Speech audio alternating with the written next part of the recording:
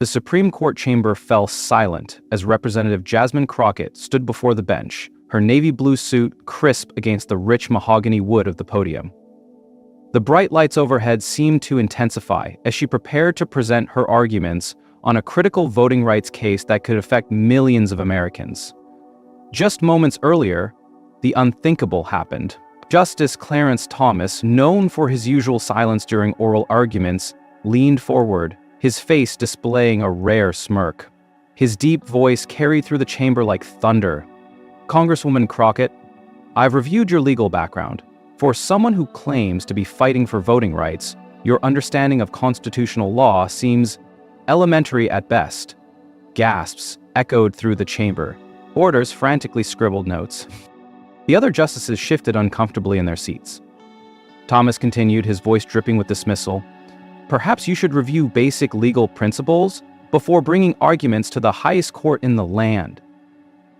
The chamber erupted in whispers. Legal experts in attendance exchanged shocked glances. Never in recent memory had a Supreme Court justice so openly mocked an attorney's credentials during arguments. Crockett gripped the podium tightly, her knuckles whitening, but her expression remained steady. Thomas sat back, a satisfied look crossing his face, clearly expecting Crockett to stumble, to back down. But something in her eyes changed. Not fear, but fire. She adjusted her microphone, drew a deep breath, and what happened next left everyone in the Supreme Court speechless. This wasn't just another legal argument. This was about to become the most stunning confrontation in Supreme Court history. Before we dive deeper into this incredible showdown, hit that like button and subscribe to our channel for more political confrontations that change history. Turn on notifications so you never miss our latest videos exposing the truth behind the headlines. Justice Clarence Thomas wasn't just any Supreme Court justice. He was the longest-serving member currently on the bench, appointed in 1991 under President George H. 76 years old. His conservative opinions had shaped American law for decades. Known for his originalist approach to constitutional interpretation and his remarkable life story rising from poverty in Pinpoint, Georgia, to the highest court in the land, Thomas had become an icon of conservative jurisprudence. But in recent years, controversy had followed him. Ethics concerns regarding his wife, Virginia Ginny's Thomas, and questions about unreported gifts had tarnished his reputation. Critics claimed he had become increasingly partisan, abandoning judicial neutrality for ideological warfare. During oral arguments, Thomas was historically known for his silence, sometimes going years without asking questions, making his sudden, cutting remarks toward Crockett all the more shocking. On this particular morning, Thomas appeared especially irritable. Earlier, he had visibly scowled during presentations from voting rights advocates. His conservative colleagues, Justices Alito, Gorsuch, Barrett, and Kavanaugh, had peppered attorneys with tough questions, but none had crossed the line into personal attacks until Thomas broke his usual silence to directly challenge Crockett's legal competence. Representative Jasmine Crockett was everything Thomas was not: young, progressive, and part of a new generation of Black women reshaping American politics. At 43, the freshman congresswoman from Texas had already established herself as a forceful advocate for voting rights and criminal justice reform. Before entering Congress, she had worked as a public defender and civil rights attorney, representing those without means or power. Her legal career had focused on fighting voter suppression and defending constitutional rights for marginalized communities. Crockett had risen to national prominence through her fearless questioning in congressional hearings, where her prosecutorial background served her well.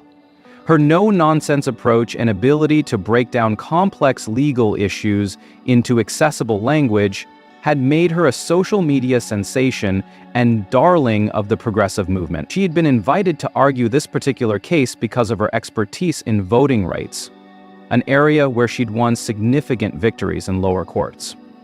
The stakes of this confrontation extended far beyond personal reputations. The case, Johnson v. Electoral Commission of Wisconsin, centered on new voting restrictions that critics claimed disproportionately affected minority communities. If upheld, similar laws could spread across the country, potentially disenfranchising millions of voters. If struck down, decades of conservative efforts to tighten voting requirements could be undone.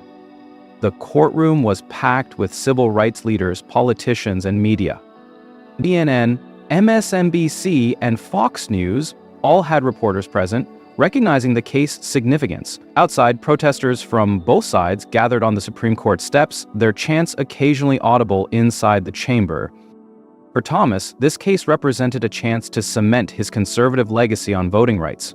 For Crockett, it was an opportunity to protect access to the ballot box for communities she had long represented. Neither could have anticipated how personally confrontational the proceedings would become.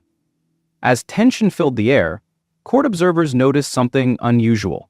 Crockett wasn't rattled by Thomas's attack. Instead, she calmly organized papers before her, a slight smile playing at the corners of her mouth. Unlike many attorneys who wilted under the justice's questioning, Crockett seemed almost energized by the challenge. She had clearly come prepared not just for legal debate, but for battle. Justice Sonia Sotomayor glanced at Crockett with concern, while Justice Ketanji Brown Jackson's expression remained carefully neutral, though her eyes reflected solidarity. Chief Justice John Roberts, visibly uncomfortable with Thomas's breach of decorum, leaned over to whisper something to Justice Elena Kagan. The atmosphere in the chamber shifted from judicial formality to something rarely felt in the Supreme Court: raw personal conflict. Everyone present sensed they were about to witness something unprecedented in modern court history. Congresswoman Crockett, I'm not convinced you understand the constitutional foundations of this case, Thomas continued, doubling down on his attack. His voice carried an edge of condescension rarely heard in the formal setting of the Supreme Court. Your brief reads more like political activism than legal scholarship. The tension in the room thickened. Justice Elena Kagan shifted uncomfortably, while Chief Justice Roberts frowned, clearly displeased with Thomas's approach. Justice Ketanji Brown Jackson maintained perfect composure, though her eyes never left Crockett, as if sending silent support. Crockett stood perfectly still, her gaze locked directly on Thomas. Unlike many attorneys who would show deference or even fear when challenged by a Supreme Court justice, she showed neither. Instead, she waited for Thomas to finish, her expression revealing nothing but professional focus. Furthermore, Thomas pressed on, seeming to interpret her silence as weakness, your citations of Baker v. Carr and Reynolds v. Sims miss crucial distinctions that any first-year law student would recognize. Perhaps if you spent more time in the courtroom and less time on television, these basic legal principles would be clearer to you. Audible murmurs spread through the chamber. Such a personal attack was virtually unprecedented in the modern court. Several court officers glanced nervously at Chief Justice Roberts, expecting him to intervene, but Roberts appeared momentarily frozen by the breach of protocol. Thomas wasn't finished. He lifted a printed copy of Crockett's brief, making a show of flipping through it dismissively. I count 17 instances where you've misapplied precedent, Congresswoman. 17. Including a particularly troubling misinterpretation of Crawford v. Marion County, which actually supports the very voter ID requirements you're challenging. Justice Samuel Alito, sitting beside Thomas, nodded slightly, seemingly emboldened by his colleague's aggressive stance. I share Justice Thomas's concerns, Alito added. Your arguments seem to disregard the state's legitimate interest in preventing fraud, which we've repeatedly upheld. The two conservative justices were now tag-teaming Crockett, an unusual departure from the court's typically more measured questioning. Justice Neil Gorsuch, however, appeared uncomfortable with the direction of the exchange, glancing down at his notes rather than participating in what was becoming less a legal inquiry and more a public dressing down. Crockett placed her hands firmly on the podium, still waiting for her chance to respond. A lesser attorney might have been intimidated into retreat, but something in her demeanor suggested she had anticipated this confrontation, perhaps even welcomed it. If I may respond, Justice Thomas, she finally said, her voice calm but carrying clearly throughout the chamber. Before she could continue, Thomas interrupted. By all means, Congresswoman. I'm curious how you'll defend such fundamental misunderstandings of established law. The interruption was the final breach of decorum. Chief Justice Roberts finally intervened. Justice Thomas, let's allow Representative Crockett to respond without interruption. Thomas sat back, his expression a mixture of irritation and dismissal. He gestured for Crockett to proceed, clearly expecting her to fumble under pressure. Crockett thanked the Chief Justice with a slight nod, then turned her attention back to Thomas. What happened next would soon explode across social media and legal circles nationwide. "Justice Thomas," she began, her voice stronger now. "Before I address your specific concerns about case citations, I'd like to clarify something. You referred to me as Congresswoman, which I am proud to be. But today, I'm appearing before this court as an attorney with 12 years of experience in voting rights litigation, including successful arguments before the Fifth Circuit." She paused, allowing this correction to register. A few observers in the gallery nodded approvingly. "As for Baker v. Carr," she continued, "I didn't miss distinctions, as you suggest. My brief specifically acknowledges on page 23 that while Baker established federal court's jurisdiction in apportionment cases, the Wisconsin statute presents distinct questions of discriminatory intent that Baker doesn't fully address. That's precisely why I paired it with Arlington Heights v. Metropolitan Housing Corp., which provides the framework for establishing discriminatory intent." Thomas's expression flickered with surprise. Clearly, he hadn't expected such a specific and confident rebuttal. Crockett was just warming up. She pulled a document from her folder. "Regarding Crawford v. Marion County Justice Thomas, I'd like to direct your attention to Justice Stevens' majority opinion, which specifically notes that voter ID laws must be justified by relevant and legitimate state interests sufficiently weighty to justify the limitation. My brief doesn't misapply Crawford. It argues that Wisconsin's particular implementation fails this very test because the state's own data shows no pattern of fraud that would justify such restrictive measures. An argument that suggests a pattern of fraud that would justify such restrictive measures." She was now in full prosecutorial mode, methodically dismantling Thomas's criticisms point by point. The gallery watched in stunned silence as Crockett transformed from defendant to prosecutor. "As for your count of 17 misapplications of precedent," she continued, her voice gaining confidence with each word, "I'd be grateful if you could enumerate them specifically, as I'm confident in my legal analysis and would welcome the opportunity to address each concern directly." The challenge was clear. She was calling his bluff, suspecting his 17 instances claim was an exaggeration he couldn't substantiate. Thomas's face darkened. He hadn't expected to be challenged so directly or competently, but instead of backing down, he escalated. "Your confidence is misplaced, Ms. Crockett," he said, deliberately dropping her congressional title. "Your approach to constitutional interpretation seems to prioritize political outcomes over legal principle. This court doesn't exist to advance partisan agendas." The implication was clear. He was suggesting she was a political operative rather than a serious legal advocate. It was a stunning accusation from a sitting justice. Justice Sotomayor leaned forward, clearly troubled by the exchange. "Perhaps we could focus on the specific legal questions at hand rather than characterizations of counsel's motivations," she suggested diplomatically. But Thomas wasn't finished. "I'm simply concerned that counsel's presentation reveals a fundamental misunderstanding of this court's voter ID jurisprudence." Crockett's eyes narrowed slightly, the only visible sign that Thomas's repeated attacks were registering. "Justice Thomas," she replied, her voice measured but firm, "with all due respect, I find it interesting that you're questioning my understanding of voting rights law, given some of your own writings on the subject." A collective intake of breath swept through the courtroom. Crockett was venturing into dangerous territory, preparing to directly challenge a Supreme Court justice's own legal reasoning, a bold move that could either establish her authority or destroy her credibility. For instance, she continued, "In Shelby County v. Holder, you joined the majority opinion gutting key provisions of the Voting Rights Act based on the assertion that racial discrimination in voting was largely a thing of the past. Since that decision, over 24 states have enacted laws making it harder to vote, with documented discriminatory impacts." Thomas's expression hardened. "Careful, counselor, you're verging on disrespect to this court." Crockett didn't flinch. "I mean no disrespect, Justice Thomas.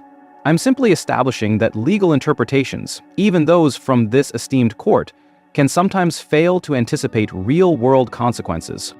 My argument today is grounded not just in legal theory, but in the practical realities faced by voters under Wisconsin's new restrictions. The tension in the room had reached an unprecedented level.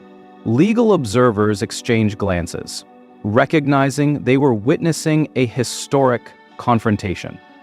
Rarely had an attorney pushed back so directly against a justice's condescension, especially one as senior as Thomas. Just when it seemed the exchange couldn't grow more intense, Justice Thomas made his most personal attack yet. "Miss Crockett," he said, emphasizing her non-congressional title again, "your passion is evident, but passion is no substitute for legal rigor. I've seen many attorneys like you come before this court, advocates who mistake political activism for constitutional law. It rarely ends well for their clients." The dismissiveness in his tone was unmistakable. He was treating her as an amateur, an activist out of her depth in the Supreme Court. Justice Kavanaugh, seemingly uncomfortable with the direction of the exchange, tried to redirect the conversation. "Perhaps we could return to the equal protection analysis in your brief, Ms. Crockett." But before Crockett could address Kavanaugh's question, Thomas interjected once more. "Before we move on, I'd like to understand why counsel believes her interpretation of the 14th Amendment should override decades of this court's precedents supporting state authority over election procedures."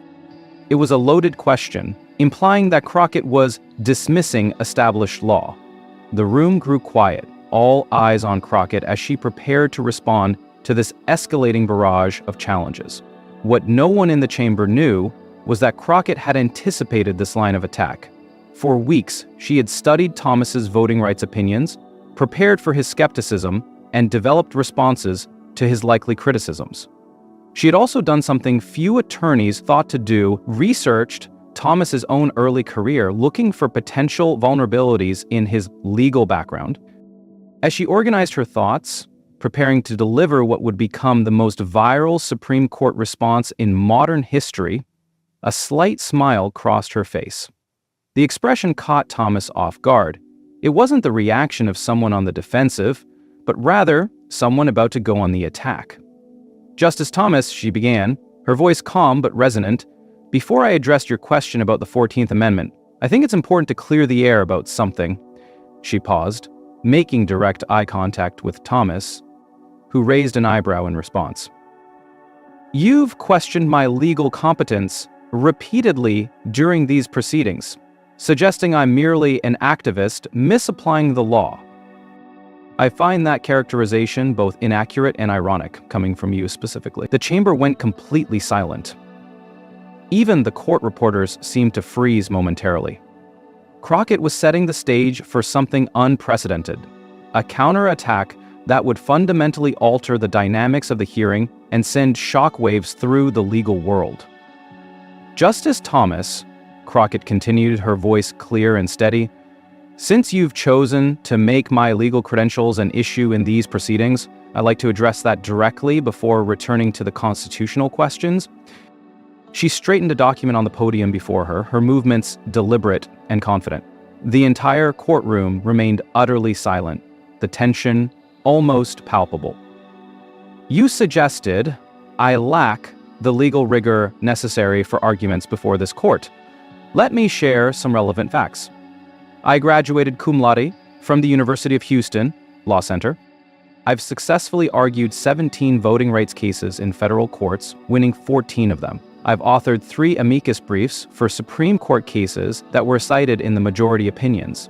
Thomas's expression remained impassive, but his fingers drummed slightly on the bench, a rare display of discomfort. "But more relevant to today's discussion," Crockett continued, "is my practical experience representing voters who were disenfranchised by laws similar to the one we're examining.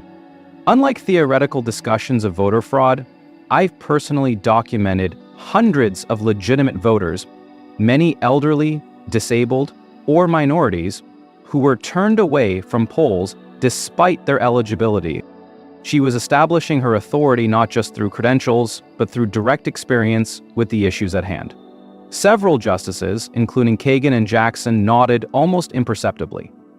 "Now," Crockett said, her tone shifting subtly, Since you've made legal competence central to these proceedings, Justice Thomas, I think it's fair to examine your own early career statements on voting rights. A murmur ran through the gallery. Attorneys rarely, if ever, challenged a justice's own record during oral arguments.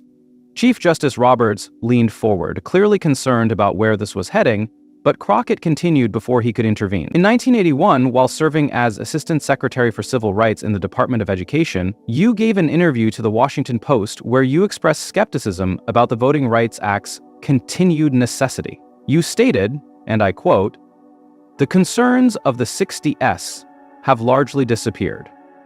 Thomas's eyes widened slightly. She was quoting his own words from over 4 decades ago.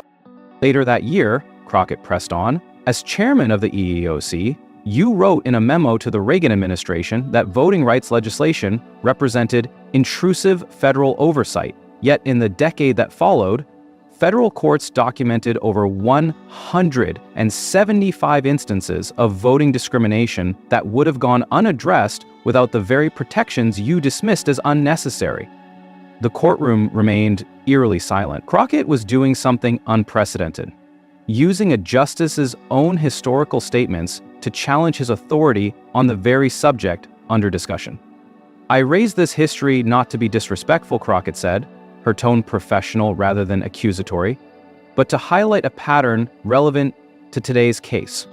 When you question my understanding of voting rights jurisprudence, Justice Thomas, I must point out that your own early career was marked by consistent skepticism toward voting protections that courts later deemed essential."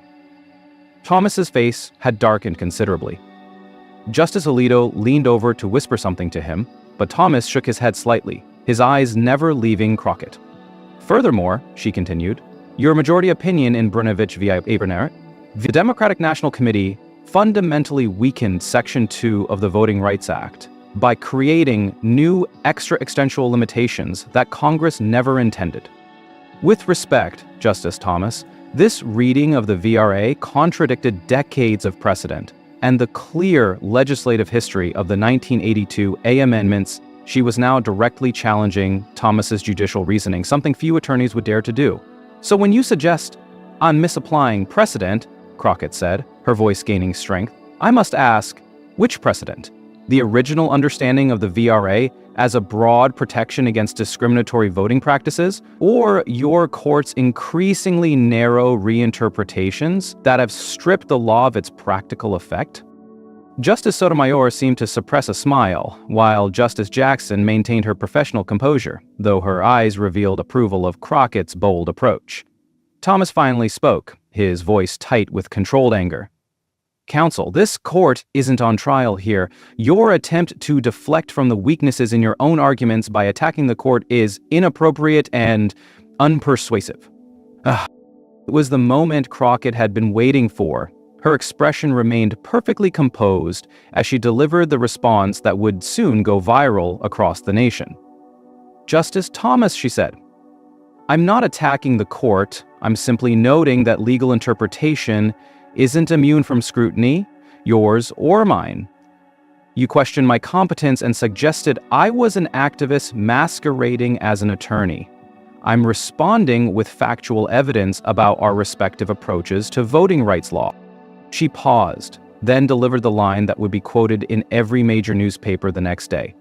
"The difference between us, Justice Thomas, isn't our competence. It's our consistency. My record shows unwavering commitment to protecting every American's right to vote. Your record shows a consistent pattern of limiting those protections, from your early career statements to your judicial opinions. I've simply remained faithful to the VRA's original purpose, while you've worked to narrow it at every opportunity." The gallery erupted in muffled gasps and whispers. Thomas's face registered shock, then anger. No attorney had ever spoken to him this way in the Supreme Court. "How dare you?" he began, but Chief Justice Roberts quickly intervened. "Let's maintain decorum, please," Roberts said firmly. "Ms. Crockett, while robust legal debate is appropriate, personal characterizations of the justices are not. Please focus your remaining time on the legal questions at issue." Crockett nodded respectfully to the Chief Justice. Of course, Your Honor. So is the audience. I apologize if my response seemed disrespectful. I was merely addressing the questions about my legal competence that Justice Thomas raised repeatedly.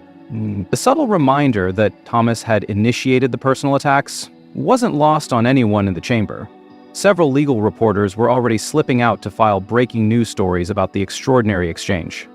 To return to the legal questions at hand, Crockett continued smoothly, the Wisconsin statute fails constitutional scrutiny for 3 specific reasons that are well established in this court's precedents. She then launched into a masterful analysis of the law's deficiencies, citing cases with precision and addressing the complex legal tests with remarkable clarity.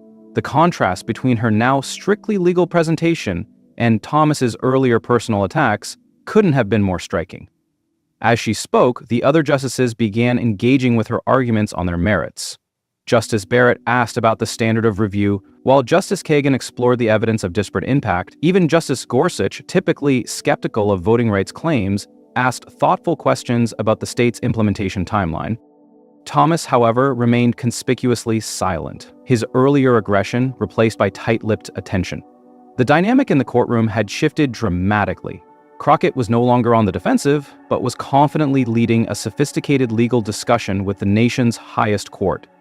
When Justice Alito attempted to revive Thomas's line of attack, suggesting that Crockett was exaggerating the law's impact, she was ready with specific evidence. Justice Alito, I appreciate your concern about whether the impacts are truly significant. Let me direct the court's attention to Exhibit C in our filing, which contains sworn affidavits from 238 eligible Wisconsin voters who were unable to cast ballots in the 2022 election, despite multiple attempts to comply with the new requirements. She detailed several particularly compelling cases: an 82-year-old veteran whose expired driver's license wasn't accepted despite his valid veteran's ID, a disabled woman who couldn't obtain a birth certificate because her birth state required in-person requests, and a college student whose university ID didn't qualify under the new restrictions despite meeting all previous requirements. These aren't hypothetical concerns, Crockett emphasized. These are real American citizens who were denied their constitutional right to vote despite good faith efforts to comply with the law. Her presentation was so compelling that even some of the conservative justices appeared moved by these specific examples. Justice Barrett, in particular, seemed troubled by the case of the elderly veteran. As Crockett's allotted time neared its end, Chief Justice Roberts spoke. "You have 2 minutes remaining, Miss Crockett." She nodded gratefully. "Thank you, Mr. Chief Justice. In closing, I want to emphasize that this case isn't about partisan advantage or abstract legal theories. It's about whether American citizens who are legally entitled to vote can actually exercise that right in practice." Her voice took on a passionate but measured quality that commanded attention. The Wisconsin statute might appear neutral on its face, but as implemented, it creates substantial and unnecessary barriers for specific groups of voters, particularly the elderly, disabled, poor, and minority. When a law's practical effect is to prevent eligible citizens from voting, and when that effect falls disproportionately on protected groups, this court has both the authority and the duty to intervene. She gathered her notes with steady hands, her conclusion building to a powerful finale. The right to vote is not just fundamental, it is preservative of all other rights. When we allow that right to be diminished for any eligible citizen, we weaken the very foundation of our democracy. This court has often served as the last line of defense for the franchise, most notably in cases like Harper v. Virginia State Board of Elections, which struck down poll taxes, and more recently in Shelby County, which, despite my disagreements with the outcome, recognized that voting protections must respond to current conditions. She made direct eye contact with each justice in turn, ending with Thomas. Today, the current conditions in Wisconsin show that eligible voters are being systematically excluded from the democratic process. The Constitution demands better, precedent supports intervention, and justice requires this court to act. Thank you. As Crockett returned to her seat, the courtroom remained silent for a moment, as if collectively processing what they had just witnessed. It wasn't just her legal arguments that had impressed observers, but the way she had stood her ground against one of the court's most intimidating justices, transforming what could have been a career-ending confrontation into a showcase for her extraordinary legal abilities. The Wisconsin Attorney General rose to present the state's defense, but the energy had shifted palpably. All eyes remained on Crockett, who sat calmly reviewing her notes, and Thomas, whose usual impassive demeanor had been replaced by a rigid stillness that betrayed his discomfort. What no one in the courtroom knew yet was that video clips of the exchange were already spreading across social media like wildfire. Within hours, Crockett shuts down Thomas would become the top trending topic nationwide, and a new legal star would be born from what began as an attempt to publicly humiliate her. As the Supreme Court session adjourned, the shockwaves from the Crockett-Thomas confrontation were already reverberating far beyond the chamber's marble walls. Court officers had to clear a path for Crockett through a crowd of reporters shouting questions as she exited the building. Representative Crockett, did you plan that response to Justice Thomas?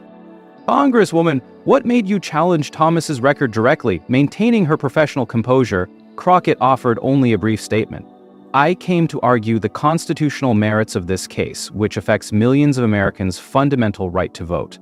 I'm confident the court will consider the evidence and legal arguments carefully. But while Crockett remained measured in public, behind the scenes, the impact of her confrontation with Thomas was causing unprecedented turmoil within the court and across the political landscape. Inside the justices' conference room, an emergency meeting had been called, a highly unusual step immediately following oral arguments. According to sources who later spoke anonymously to the Washington Post, Chief Justice Roberts expressed serious concerns about the breach of decorum from both Thomas and Crockett. This isn't how the Supreme Court operates, Roberts reportedly told his colleagues. Personal attacks have no place in our proceedings, regardless of who initiates them.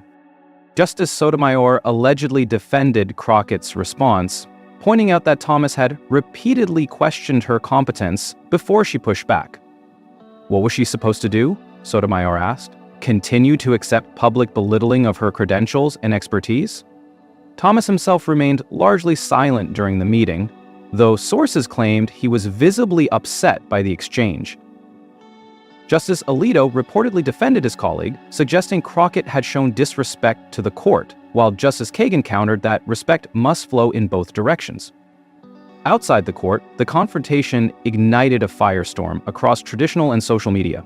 Within 2 hours of the arguments, a clip of Crockett's response had been viewed over 10 million times on X, formerly Twitter, with the hashtags Crockett shut down Thomas and Supreme Court trending nationwide. CNN quickly assembled a panel of legal experts to analyze the exchange. Former Solicitor General Neil Katyal called it one of the most extraordinary moments in modern Supreme Court history. What makes this so remarkable, Katyal explained, is not just that Crockett stood her ground, but that she did it with impeccable legal precision. She didn't just push back emotionally, she challenged Thomas on the substance of his voting rights record. Citing specific cases and statements, it was a masterclass in legal advocacy under pressure. Fox News took a different approach, with host Laura Ingraham condemning Crockett's response as disrespectful to a distinguished justice and political theater disguised as legal argument. However, even some conservative legal analysts acknowledged the unusual nature of Thomas's initial attacks. It was surprising to hear Justice Thomas get so personal in his questioning, admitted former Thomas clerk Carrie Severino on Fox. The court typically maintains a more formal approach, even during challenging questioning. On MSNBC, legal analyst Joyce Vance pointed out the historical significance of the moment. We just witnessed something unprecedented. A black female attorney standing her ground against a Supreme Court justice who tried to publicly undermine her credibility. The substance of her response was devastating, precisely because it was factually accurate, citing Thomas's own words and decisions. By evening, both CNN and MSNBC had obtained and broadcast footage of Crockett's response from the court's official recording. The clips instantly went viral, with views climbing into the tens of millions across platforms. Legal experts and ordinary citizens alike were transfixed by the drama of the exchange and the substantive legal battle it represented. President Biden, asked about the confrontation during an unrelated press conference, chose his words carefully. "I won't comment on ongoing Supreme Court cases, but I'll say this. In America, everyone deserves to be treated with respect in a courtroom, including lawyers presenting their cases to the highest court in the land." Former President Trump took a more direct approach on his Truth Social platform. Justice Thomas is a great American being attacked by the radical left. Crockett should apologize for her disrespect to our Supreme Court. Meanwhile, legal organizations were weighing in. The American Bar Association released a statement expressing concern about maintaining the dignity of Supreme Court proceedings while acknowledging that robust legal debate is essential to our adversarial system. The National Black Lawyers Association was more pointed, praising Crockett for demonstrating exceptional legal acumen while refusing to accept treatment that would not be directed at her white male counterparts. Law schools across the country quickly announced plans to analyze the exchange in classes on appellate advocacy and Supreme Court practice. Harvard law professor Lawrence Tribe tweeted, "Just assigned the Crockett-Thomas exchange as required viewing for my con law class. A case study in how to respond to judicial hostility without sacrificing legal substance." By the following morning, the story had made front-page headlines nationwide. New York Times, historic confrontation, Crockett challenges Thomas on voting right record. Washington Post, Supreme showdown, Black Congresswoman stands ground against Thomas. Wall Street Journal, unprecedented exchange raises questions about court decorum. USA Today, Justice Thomas meets his make-and-fiery Supreme Court argument. Legal analysts began speculating about how the confrontation might affect the court's decision in the case. Some suggested that Thomas's aggressive questioning and Crockett's powerful response might actually influence moderate justices like Barrett and Kavanaugh, who appeared uncomfortable with the exchange. Justice Barrett, in particular, seemed moved by the specific examples Crockett provided of voters disenfranchised by the Wisconsin law, noted Supreme Court reporter Nina Totenberg on NPR.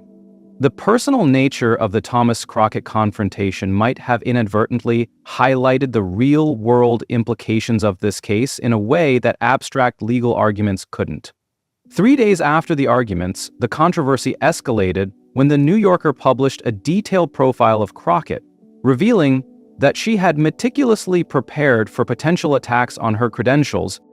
"I knew my presence as a Black woman challenging voting restrictions would likely trigger additional scrutiny," Crockett told the magazine. "So, I studied Justice Thomas's entire voting rights record, from his early career statements to his recent opinions, not to attack him personally, but to be prepared if my own qualifications were questioned." The article included comments from Crockett's former law professors and colleagues, all attesting to her exceptional legal mind and preparation. Harvard law professor Charles Ogletree, who had taught both Crockett and former President Obama, called her one of the most gifted constitutional lawyers of her generation. A week after the arguments, public interest in the confrontation showed no signs of waning. Cable news ratings for segments discussing the exchange broke records, and Crockett's social media following increased by over 2 million users across platforms. Congressional leaders began weighing in as well. Senate Majority Leader Chuck Schumer praised Crockett for standing up for voting rights with both passion and precision, while House Speaker Mike Johnson criticized her for disrespecting a distinguished justice who has served our nation for decades. Representative Jim Jordan went further, calling for an ethics investigation into Crockett for conduct unbecoming a member of Congress. However, this move backfired when legal experts pointed out that Crockett had appeared before the court as an attorney, not in her congressional capacity, and that her response was factually accurate. The confrontation's impact extended beyond politics into popular culture. Saturday Night Live featured a sketch recreating the exchange, with actress Ego Nwodim playing Crockett. The skit went viral, accumulating over 20 million views on YouTube within days. Time magazine announced that Crockett would be featured on its next cover, under the headline, "The Voice That Challenged the Court." The accompanying article examined the broader implications of the confrontation for voting rights jurisprudence and representation in the legal profession. 2 weeks after the arguments, A new dimension emerged when the Congressional Black Caucus held a press conference supporting Crockett. CBC Chair Representative Stephen Horsford stated, "What we witnessed wasn't just about one exchange or one case. It was about whether Black attorneys, especially Black women, are allowed to defend themselves when their qualifications are unfairly attacked, even by Supreme Court justices." The gender and racial dynamics of the confrontation became a major topic of discussion in law schools and media outlets. Legal scholars noted that women attorneys, particularly women of color, often faced heightened scrutiny of their credentials and more frequent interruptions during oral arguments.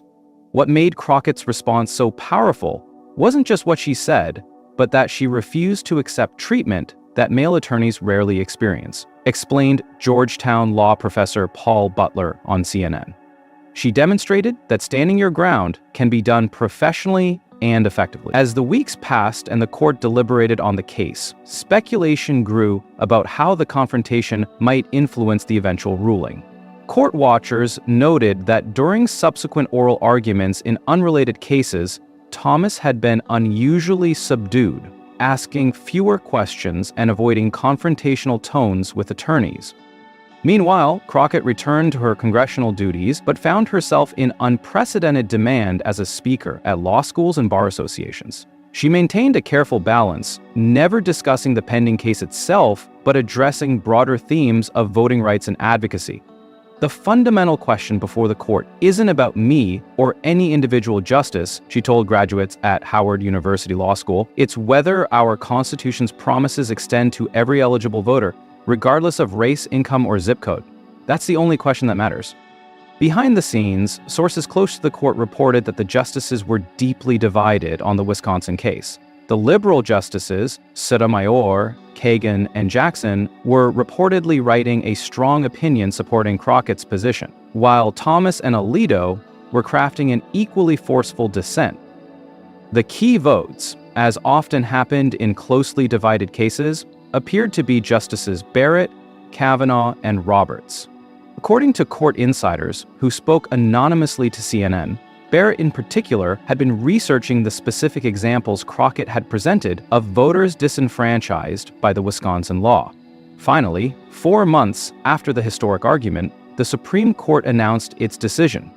In a surprising 5-4 ruling, the court struck down key provisions of the Wisconsin voting law, with Chief Justice Roberts joining the 3 liberal justices and, most unexpectedly, Justice Barrett.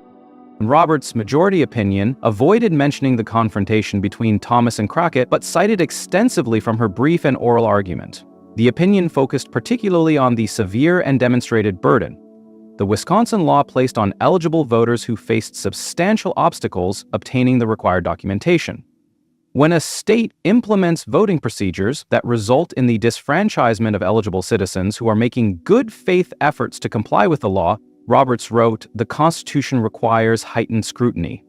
Barrett's concurring opinion was even more striking, directly referencing the examples Crockett had presented during oral arguments. The record in this case contains troubling evidence that American citizens, including veterans, elderly, and disabled individuals, were prevented from exercising their fundamental right to vote despite diligent efforts to comply with the state's requirements. Thomas wrote a blistering dissent, joined by Alito, Gorsuch, and Kavanaugh, arguing that states had broad authority to regulate voting procedures. His opinion did not mention Crockett by name, but criticized emotional appeals that he claimed distracted from the proper legal analysis. The decision was immediately hailed as a landmark voting rights victory. Legal experts noted that Roberts' majority opinion established a more protective standard for voting rights than many had anticipated from the conservative-leaning court.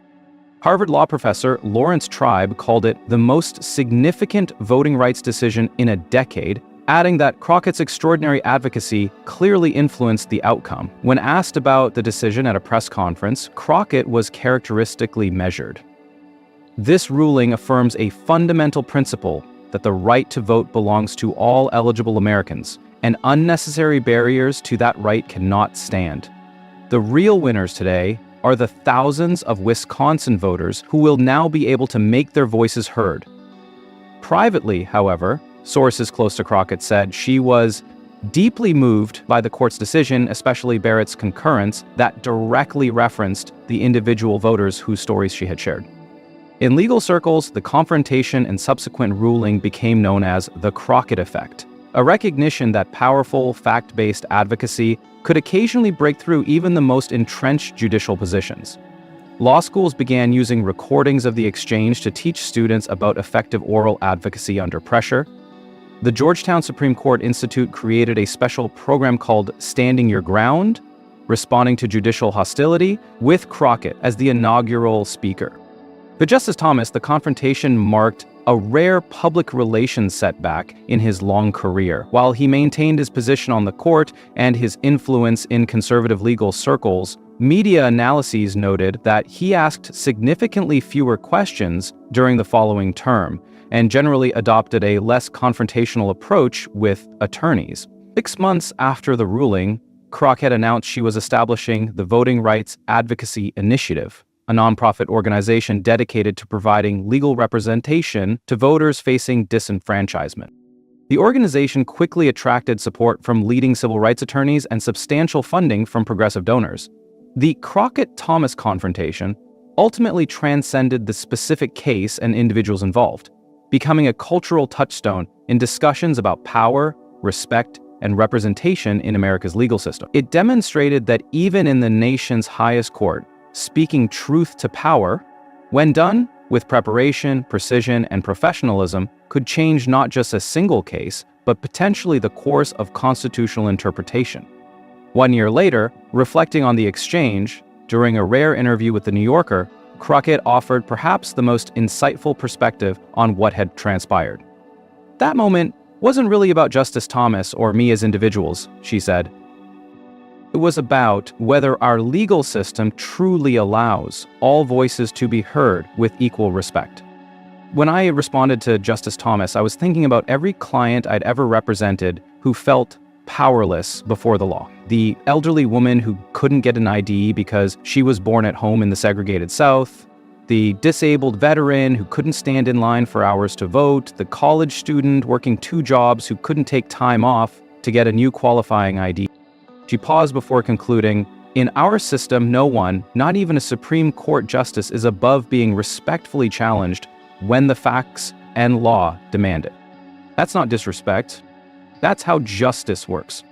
The Crockett-Thomas confrontation would be remembered not just as an extraordinary moment of drama in the Supreme Court, but as a turning point in how America understood the ongoing struggle for voting rights and equal dignity in the justice system. If you found this story of courage and standing up for justice inspiring, don't forget to like this video and subscribe to our channel. We bring you the most compelling political confrontations and the stories behind them that the mainstream media won't tell you. Turn on notifications so you never miss our latest videos exposing the truth behind today's biggest political battles.